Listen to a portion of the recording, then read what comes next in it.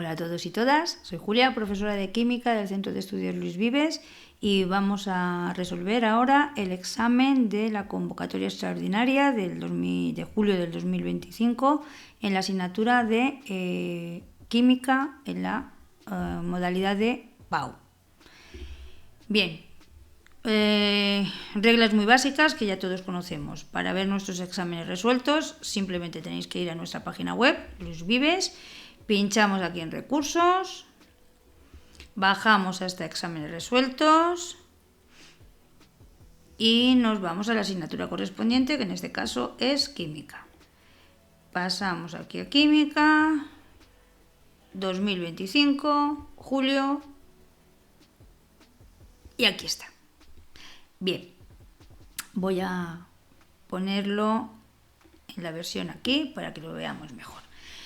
Vale, pues entonces, el examen de julio del 2025, pues muy parecido al examen de junio, es decir, constaba de 4 preguntas, una de ellas sin opciones de respuesta, simplemente una o exclusivamente, que supuestamente es la competencial, donde nos van a hacer preguntas un poquito más generales.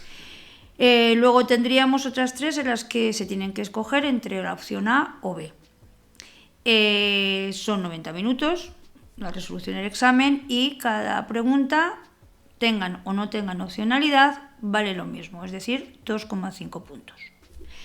Vamos a ir con la primera. Como sabéis, los exámenes siempre están aquí los enunciados y luego nos vamos a la parte de las soluciones. Entonces yo ya me voy directamente a las soluciones para verlo.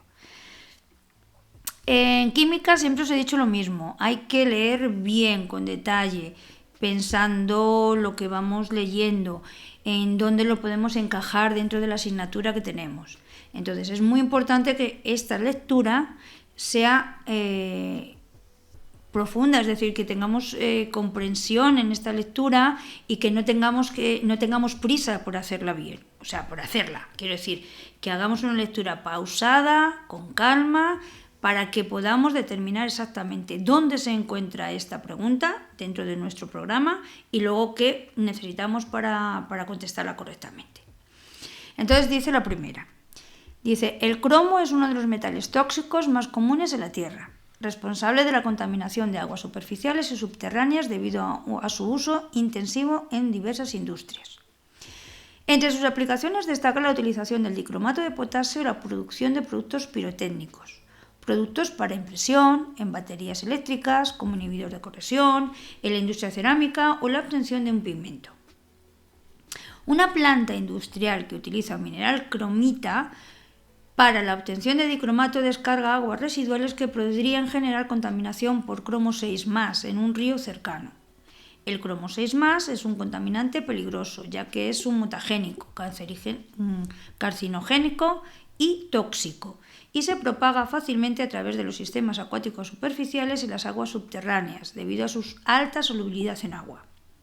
Para mitigar el daño ambiental, se propone hacer reaccionar el dicromato de potasio con ácido etanodioico, dando lugar a cromo 3+ y dióxido de carbono. Fijaos, es una pregunta bastante informativa de qué es lo que está pasando con un determinado compuesto y tal. Pero veréis que las preguntas, el enunciado en sí mismo nos ha contado un prólogo bastante complejo, pero las preguntas van a ceñirse a la parte del redox de nuestro programa. Y ya veréis que no es tan complicado como en principio nos podía parecer. Dice, responda razonando las siguientes cuestiones. A. Formule y ajuste por el método del ion-electrón las semireacciones de oxidación y reducción y la reacción iónica que tiene lugar. Indique las especies oxidante y reductora. B. Justifique que par o pares de redos de la tabla pueden producir también la eliminación del cromo 6+ en medio ácido de manera espontánea y calcule el potencial del o los sistemas redos que proponga. Y C. El cromo 3+ y otros cationes metálicos se pueden recuperar en los vertidos del proceso industrial mediante precipitación y decantación en medio básico, por ejemplo con hidróxido de cromo 3. sabiendo que a 25 grados centígrados la solubilidad de dicho hidróxido es 0,0013 miligramos litro, formule el equilibrio de solubilidad del hidróxido de cromo 3 en agua, indicando el estado de agregación de cada especie, y determine su producto de solubilidad. Bueno, como veis, el enunciado es muy largo, muy extenso, nos está dando mucha información, pero luego resulta que las preguntas se ciñen a dos temas fundamentales. Por un lado el redox y por otro lado la solubilidad. Ya está. Bueno, pues vamos a solucionarlo. La reacción, que es el dicromato más este otro compuesto que nos sale precisamente, que nos están diciendo, el ácido etanodioico, nos va a producir cromo 3 más y dióxido de carbono. ¿Qué es lo que está pasando? Que el cromo pasa de cromo 6 más a cromo 3 más. Entonces, lo que está pasando es que se está reduciendo. La especie que contenga ese cromo, al reducirse, pues va a resultar que es el oxidante. Por lo tanto, podemos decir que el dicromato de potasio o el dicromato a secas es la especie oxidante. El ácido, en este caso, es el que se va a oxidar, y como es el que se va a oxidar, pues es la especie reductora. Ya lo sabéis, es de trabalenguas. El que se oxida, reductor; el que se reduce, oxidante. Pues ya está. El ácido es la especie reductora, ya que ese carbono pasa de +3 a +4 en el dióxido de carbono. Ya está. Las semirreacciones las separamos, por lo tanto: oxidación, el ácido, y reducción, el dicromato. Para hacer los ajustes, yo siempre os pongo un resumen de qué es lo que tenemos que hacer. Primero hay que ajustar los elementos que son distintos a hidrógeno y oxígeno. Después ajustamos el número de oxígenos introduciendo agua en el sitio donde menos oxígenos hay. ¿Por qué? Pues porque sabemos que estamos en medio ácido. 3. Ajustamos el número de hidrógenos introduciendo protones ya en el lado contrario, en el que hemos metido agua, pues que se nos han generado estos hidrógenos. 4. Ajustamos las cargas poniendo los electrones necesarios en la parte de los productos de la semirreacción de oxidación y en la parte de los reactivos en la semirreacción de reducción. Compensamos ese número de electrones de manera que tengan el mismo número en las dos semirreacciones y sumamos. ¿Y qué nos sale? Pues la reacción iónica total. En el caso de B, que nos dice que podemos justificar que par de la tabla puede producir la eliminación del cromo 6 más de manera espontánea, pues vemos que el dicromato, como el dicromato se está reduciendo, porque ya lo hemos visto en la reacción anterior, pues tiene que ser una especie que tenga un potencial de reducción menor que el del dicromato, para que la reacción sea espontánea. Por lo tanto, vemos en la tabla que el único que va a poderse reaccionar de esta manera es el hierro 3 más cuando pasa a hierro 2 más.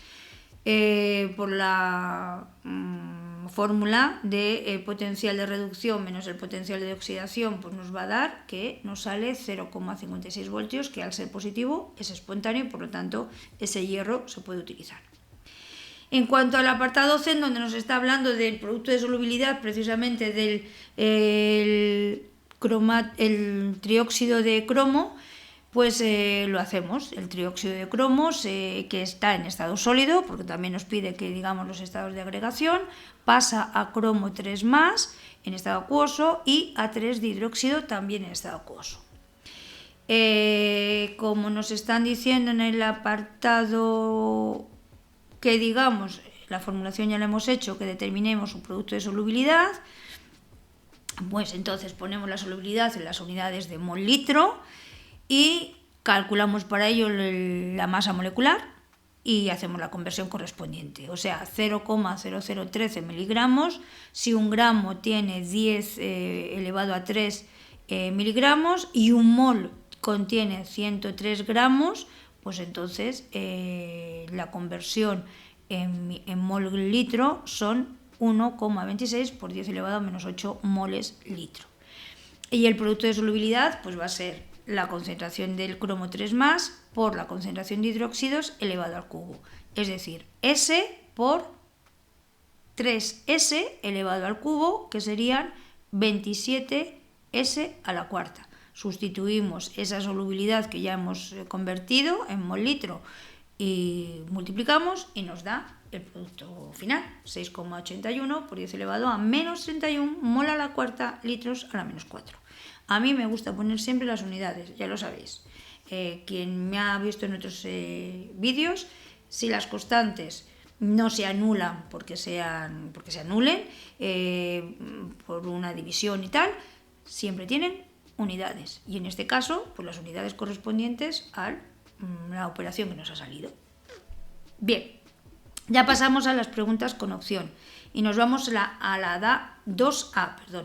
Dice, considere los elementos X, el metal alcalino cuyo monocatión contiene 10 electrones, y el elemento del grupo 14 del segundo periodo, y Z, el halógeno del tercer periodo. Y nos dice, A, indique los elementos X, Y y Z con nombre, símbolo y escribe la configuración electrónica en su estado fundamental. B, tenemos que razonar si son verdaderas o falsas las siguientes afirmaciones. 1. El elemento Z es el que presenta el mayor radio atómico. 2. El elemento X es el que posee una menor afinidad electrónica. Y 3. El elemento Y es capaz de formar únicamente orbitales híbridos sp3 y sp2. Y C. Indique el tipo de enlace y justifique las fuerzas intermoleculares que se establecen cuando se forman los compuestos XZ, E y Z4. Bueno, solución. X. El metal alcalino cuyo monocatión contiene 10 electrones es el sodio. Hacemos la configuración electrónica, acaba en 3s1. Y el elemento del grupo 14 del segundo periodo es el carbono, por lo tanto acaba en 2s2, 2p2. Y Z, el halógeno del tercer periodo, pues es el cloro, y va a terminar en 3s2, 3p5. La afirmación que nos dice que el elemento Z es el que presenta mayor radio atómico, falso. El radio aumenta según el efecto de apantallamiento, es decir, si aumenta el número de capas que contiene electrones, pues va a ser mayor el radio, y disminuye por el efecto de contracción, según va disminuyendo la carga efectiva del núcleo. Por lo tanto, el que va a tener mayor radio, en este caso es el sodio, ya que tiene muy pocas capas, bastante menos que el cloro, y porque su núcleo tiene menor carga efectiva. 2. ¿El elemento X es el que posee mayor afinidad electrónica? Pues sí, es verdadera, según la definición de afinidad electrónica que es la energía que libera un átomo neutro gaseoso en su estado fundamental cuando capta un electrón. Nos damos cuenta, por lo tanto, que el elemento X no tiene capacidad o no tiene mucha tendencia a captar electrones, sino todo lo contrario, sino que los cede, y por lo tanto es el que va a tener una afinidad electrónica menor. Y la 3 dice, el elemento Y es capaz de formar únicamente orbitales híbridos sp3 y sp2, pues es falso. El cloro tiene el carbono tiene 4 electrones en su capa de valencia y los puede compartir de tal manera que puede formar enlaces simples, dobles o triples. Y en función de la molécula que esté formando, con los átomos que se una, pues puede tener hibridación sp1, sp2 o sp3. En el apartado C nos decía que qué compuestos se formaban cuando uníamos X y Z, pues es el cloruro de sodio, se une mediante un enlace iónico y las interacciones que son de tipo electroestático, y Z4 pues es el tetracloruro de carbono, se une mediante un enlace covalente apolar y las fuerzas que los van a permitir que se mantengan estables son las fuerzas de London. La pregunta 2A, pues aquí también nos está haciendo referencia a moléculas, es del tema de enlaces, porque nos habla del tricloruro de boro, del ácido etanoico y del clorometano. Nos pide que dibujemos la estructura de Lewis, que determinemos su geometría molecular a partir de la teoría de la repulsión de los pares de electrones de la capa de valencia, en el tricloruro de boro y el clorometano, que indiquemos la polaridad y las fuerzas intermoleculares que se establecen entre ellas, y luego justifiquemos cuál de las tres presenta mayor temperatura de ebullición e indiquemos el tipo de hibridación de los átomos del carbono de las moléculas dadas. Bueno, pues la estructura de Lewis ya sabemos, aquí el boro, los 3 cloros, Este es que es el ácido etanoico, pues tenemos 2 carbonos unidos a los oxígenos, hidrógenos por un lado, y el clorometano, pues un carbono con los 3 hidrógenos a un lado y el cloro al otro. En cuanto a la geometría, teniendo en cuenta la teoría de la repulsión de los pares de electrones del tricloruro de boro, y intentaba mezclar el tricloro con el clorometano. Bueno, vuelvo. Estructura del tricloruro de boro, bueno, pues como vemos es una geometría trigonal plana en donde se producen los enlaces entre el boro y los 3 cloros.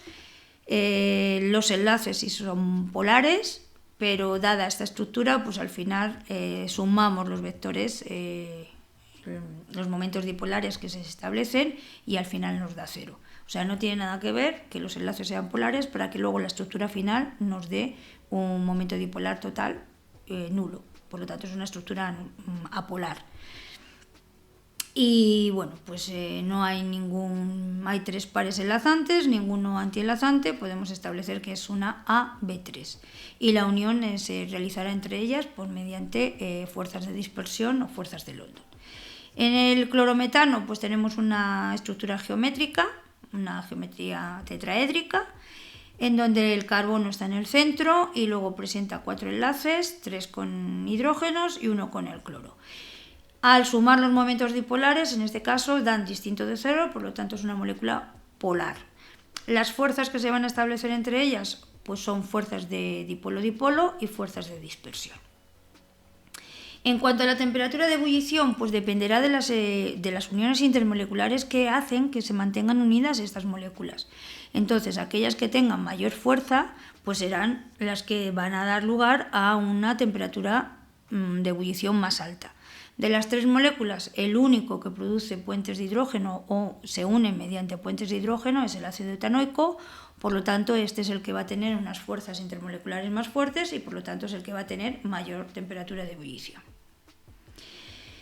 Y luego ya por último, ¿cuál es la hibridación que presentan los carbonos? Pues en el ácido etanoico el segundo tiene una hibridación sp3 y el primero pues tiene una hibridación sp2 porque está formando un doble enlace con el oxígeno en el grupo carboxilo.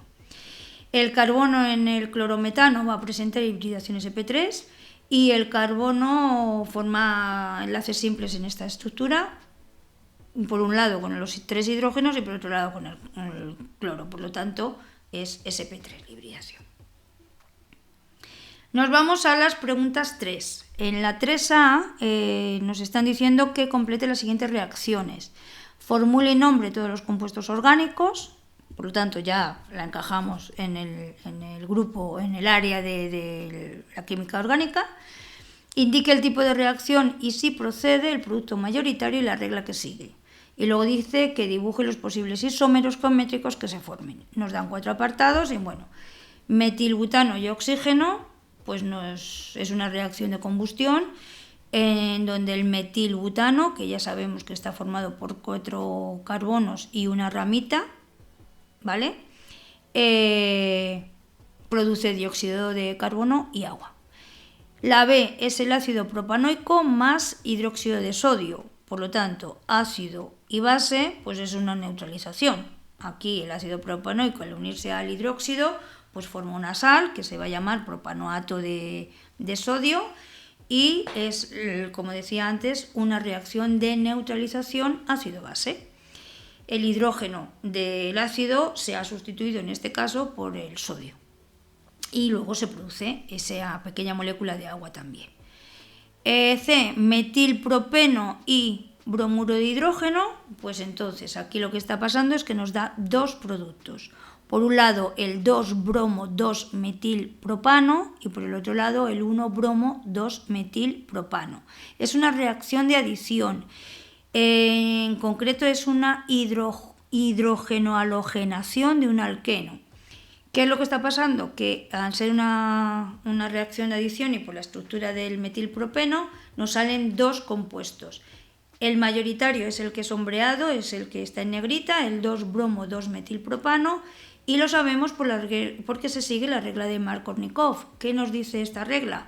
Pues que en una reacción de adición el hidrógeno se une al carbono que forma el doble enlace que presenta más hidrógenos, mientras que el bromo, en este caso, porque es el bromo de hidrógeno, se unirá al carbono con menos hidrógenos. Y la última reacción es el pentán 2-ol más ácido sulfúrico en calor. Esta es una reacción de eliminación y entonces nos va a dar también dos productos. Por un lado el pen-2-eno y el otro el pen-1-eno. Es decir, se ha roto el hidróxido del pentán 2-ol y se ha producido una deshidratación. Se va el hidróxido de ese carbono y un hidrógeno o bien del carbono de los dos carbonos adyacentes, o bien del 1 o bien del 3. En este caso se produce un doble enlace o en el carbono 2 o en el carbono 1. ¿Cuál va a ser el mayoritario? Según la regla de Zaitsev, se dice que el hidrógeno que sale es el hidrógeno del carbono adyacente al carbono que lleva el OH y que tiene menos hidrógenos. Por lo tanto, el producto mayoritario que sale es el pen-2-eno. Como nos dice que dibujemos las isomerías, pues precisamente al tener un doble enlace, pues tiene dos isómeros geométricos y vamos a ver que nos presenta el cis-pen-2-eno o el trans-pen-2-eno.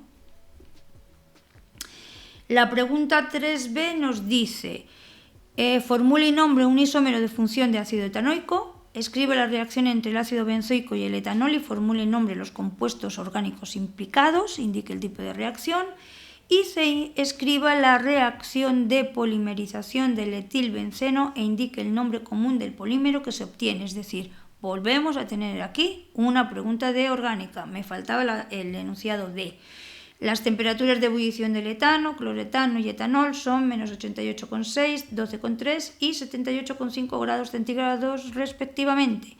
Justifique la diferencia entre estos valores. Bueno, pues lo primero que me está diciendo es que formulemos y nombremos un isómero de función del ácido etanoico.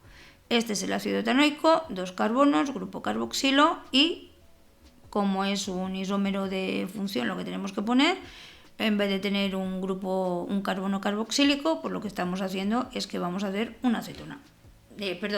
Un éster y ya está. Colocamos aquí el grupo carbonilo y el oxígeno entre ambos. Entonces tendríamos el ácido etanoico y un isómero, el metanoato de metilo. Ya está. En la B nos decía que escribíamos una reacción entre el ácido benzoico y el etanol. Bueno, pues ácido benzoico en forma empírica, el etanol también, semidesarrollada en este caso porque sí que estamos marcando el enlace entre los carbonos. Y al unirnos pues nos va a dar el benzoato de etilo. Es ácido más alcohol, éster más agua. Vale, es una reacción de condensación y en concreto es una esterificación. Y luego en la C nos preguntaba la polimerización del etenilbenceno y que digamos el polímero que sale. Bueno, pues este es el etenilbenceno y nos va a dar este compuesto. ¿Vale? Normalmente el etenilbenceno se le llama estireno y produce el poliestireno, que es mucho más conocido, evidentemente. Es en forma semidesarrollada, pues sería esa la fórmula, pero si queremos ponerlos un poquito más desarrollado para que se nos vea un poquito más, bueno, pues sería que nos va a dar este otro compuesto.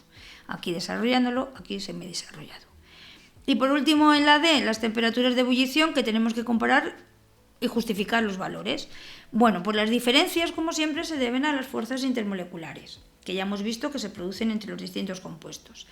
El etano solo va a presentar fuerzas de dispersión, las fuerzas de London que llamamos, porque es un compuesto apolar, y al ser un compuesto apolar tiene una temperatura de ebullición muy bajita, porque esas fuerzas son muy débiles.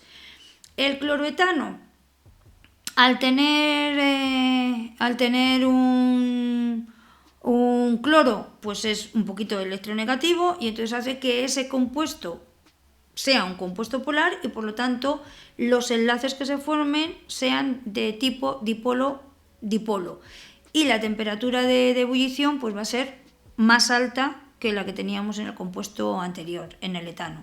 Por lo tanto, a este le correspondería 12,3 grados. Por último, el etanol es el que tiene mayor temperatura de ebullición debido a que es un alcohol y que puede producir, al tener ese grupo hidróxido, puede formar puentes de hidrógeno. Así que los 78,5 grados centígrados se lo adjudicamos al etanol.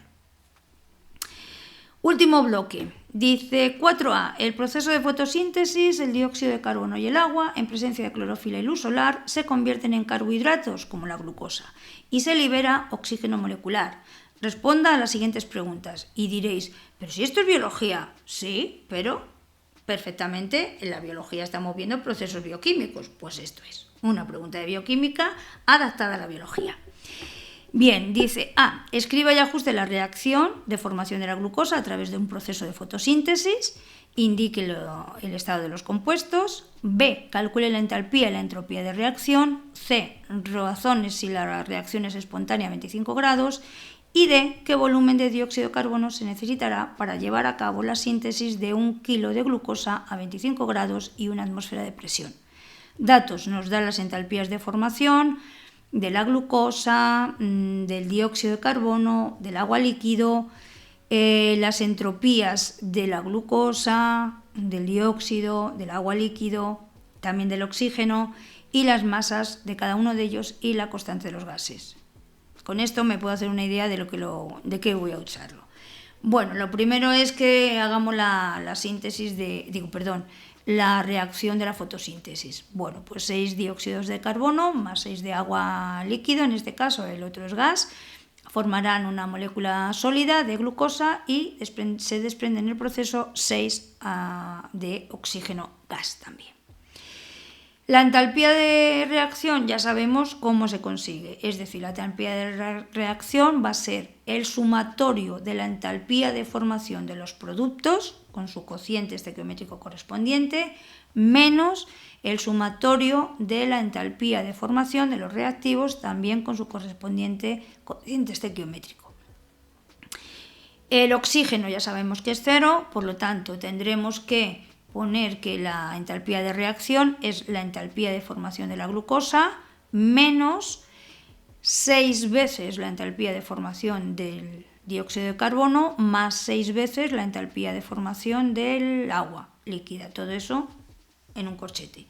El resultado final, 2807,8 kilojulios por mol. La entropía nos la están dando porque luego tenemos que saber si es espontánea o no. No es por eso. Y se calcula de la misma manera, pero con los valores que nos dan de la entropía. Y obtenemos que es un valor de menos 257,3, después de haber hecho las sustituciones y despejes oportunos. La temperatura nos dicen que es a 25 grados, por lo tanto lo pasamos a Kelvin, 273 más 25, 298 Kelvin. Y a partir de la energía libre de Gibbs, confirmaremos si el proceso es espontáneo o no. Entonces, la energía libre va a ser la variación de la entalpía menos la temperatura por la variación de la entropía. Colocamos los valores que hemos obtenido, ojo aquí con la entropía que nos daba en el resultado en julios, mol menos 1, Kelvin menos 1, y nosotros lo tenemos que poner en kilojulios para que sea exactamente igual que la entalpía, porque si no, no podríamos sumarlo. Y nos da un valor positivo. ¿Esto qué significa?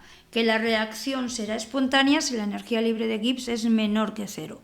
Como en este caso es un proceso mayor que 0, pues evidentemente no es una reacción espontánea.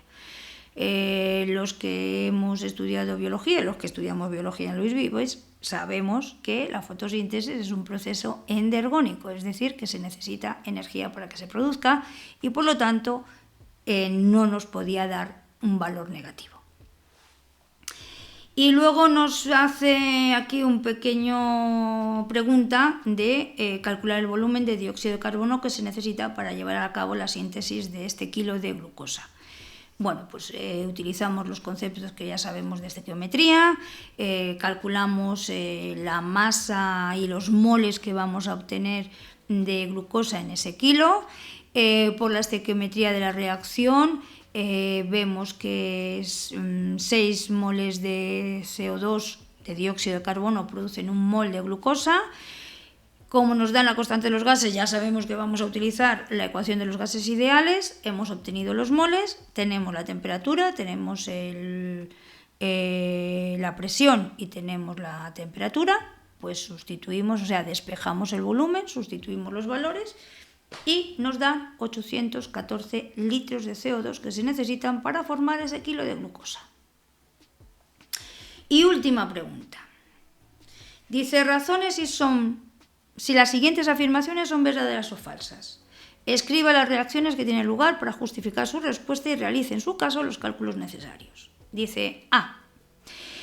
El pH a 25 grados centígrados de la disolución resultante de mezclar 50 mililitros de una disolución 0,5 molar de ácido nitroso con 50 mililitros de una disolución de hidróxido de sodio de igual concentración es neutro.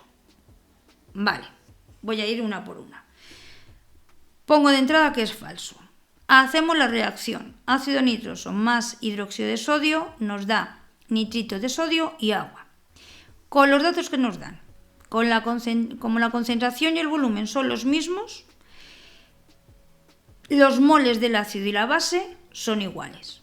La neutralización es total. Pero ojo, al disociar esta sal, este nitrito de sodio, vemos que nos da por un lado iones nitrito y por otro lado iones sodio. Si los ionizamos, vemos que el nitrito sí se puede hidrolizar porque procede de un ácido débil, mientras que el sodio más no se puede hidrolizar porque procede de una base fuerte. Entonces, este conjugado no tiene capacidad para hidrolizarse. ¿Qué nos va a pasar entonces? Pues hidrolizamos el único ion que podemos, que sería el del nitrito. Metemos el nitrito en agua, nos vuelve a salir el ácido nitroso y nos deja un residuo de hidróxidos. Por lo tanto, ¿cómo va a ser el pH? Básico, mayor que 0. Para determinar, también podemos hacer que el ácido nitroso es un ácido débil. ¿Qué hacemos? Nos está dando la pK del ácido nitroso, que es 3,3. Bueno, pues por la fórmula que ya sabemos, que la constante de acidez es igual a 10 elevado a menos su pK, obtenemos que es 5,01 por 10 elevado a menos 4. Y efectivamente se comprueba que es un ácido débil, y al ser un ácido débil, pues su ion correspondiente, en este caso el nitrito, pues hemos podido ionizarlo, y por lo tanto la afirmación de que nos da un pH neutro es falsa. B. La cantidad de fenilamina, y nos da la fórmula, necesaria para preparar una disolución de 100 mililitros de pH igual a 9 es mayor de 1 gramo, y nos dan también la pK de la fenilamina. Bueno, pues vamos a ver, yo ya de entrada os digo que es verdadera. ¿Por qué? Bueno, la fenilamina es una base, me está dando el pK, así que es una base. Al disociarla nos va a dar hidróxidos, y para calcular la cantidad de hidróxidos lo que tenemos que saber es el dato que nos están dando del pH. Es decir, como 14 es igual al pH más el pOH va a ser igual a 14 menos el pH. Por lo tanto, 14 menos 9, 5.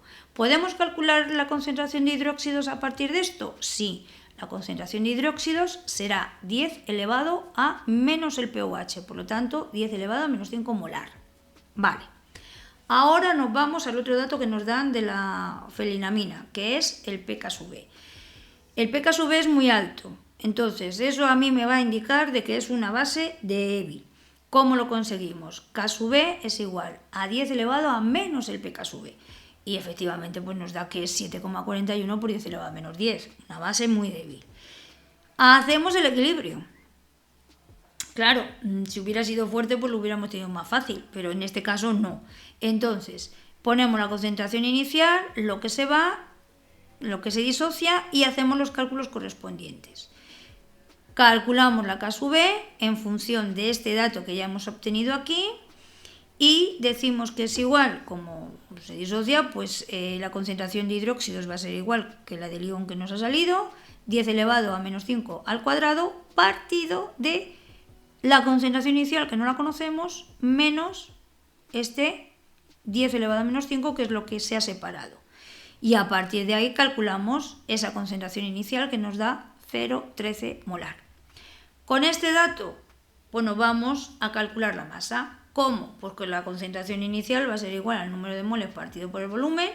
El número de moles es la masa partido por su masa molecular. Como nos están dando los valores de masas atómicas de los átomos, calculamos la masa molecular.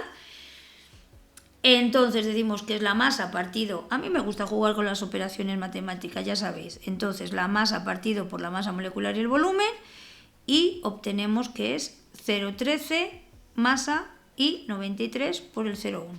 Conseguimos la masa y nos da que es igual a 1,25 gramos.